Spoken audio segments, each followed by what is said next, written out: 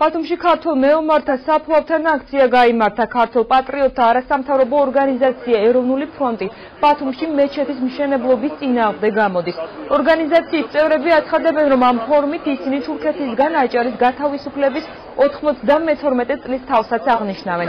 ორგანიზაციის გამგეობის თავმჯდომარის ევგენი მიქელაძის განცხადებით, აჭარაში მეჩეთის მშენებლობის აუცილებლობა არ არის და იგი თურქეთის რელიგიურ-ეკონომიკური ექსპანსიის ნაწილია. არასამთავრობო ორგანიზაცია ეროვნულ ფრონტს მიაჩნია, რომ მეჩეთის მშენებლობა თურქეთის ხელისუფლების მიერ ინიციირებული პროექტია და მასში საქართველოს მთავრობა და საპატრიარქო უნდა ჩაერთოს. მესამე სექტორის წარმომადგენლები ქართულ მეომართა საფლავთან გიორგი მაზნიაშვილის ძეგლისა და დაღუპული მებრძოლეების ხსოვნისადმი მიძღვნილი მემორიალის დადგმას მოითხოვენ. ორგანიზაციამ მსგავსი საპროტესტო აქცია ორჯერ თბილისშიც გამართა.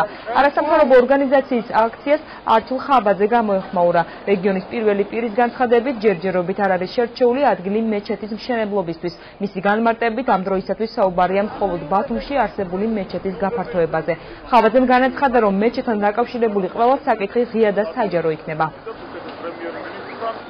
პარასკევ დღეს ტარდება ყოველდღიური ლოცვა, მეჩეთის ტერიტორიები, გზები გადაკეტილია.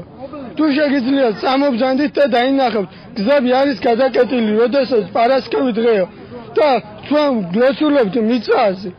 ჩვენ ხო გჭირდება რომ შენობა რომ ვილოცოთ. რეალურად ახალი მეჩეთის მშენებლობა არ არსებობს და საჭიროება. ჩვენ მოვითხოვთ მიმართავთ ქალაქ ბათუმის მერიას, რომ ზოგადად ეს დღე აღინიშნოს უფრო სათანადოდ მომავალში და ასევე ამ ადგილას სადაც ქართველი მებრძოლები ასვენია დაიდგას სახელოვანი გენერლის გიორგი მაზნიაშვილის და დაღუპული ქართველი მებრძოლების მემორიალური ძეგლი. მეჩეთი არის ჩვენი წარსული, თან ტკივილიანი წარსული, ჩვენი მომავალი ვერ იქნება. ვინც იცის საქართველოს და ზოგადად აჭარის ისტორია, რახიშტით და ცეცხლით და მახვილით მკვიდრდებოდა.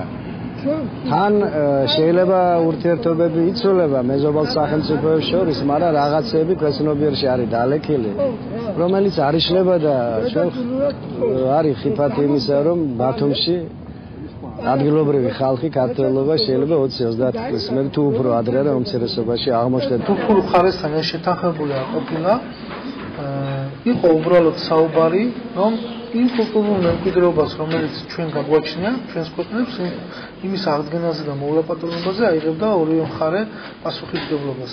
რაც შეეხება გულისხმობ ამ მშენებლობას ან გაფართოებას, ვფიქრობ, რომ ეს არის ზოგადად საზოგადოების გადასაწყვეტი, არის იმ აღსარებლობის მრევლის გადასაწყვეტი, ვისაც სურს ამის გაკეთება, ზოგადად ამის ხელის შეშლა ძალიან რთულია და არ იქნება სწორი ჩემის აზრით.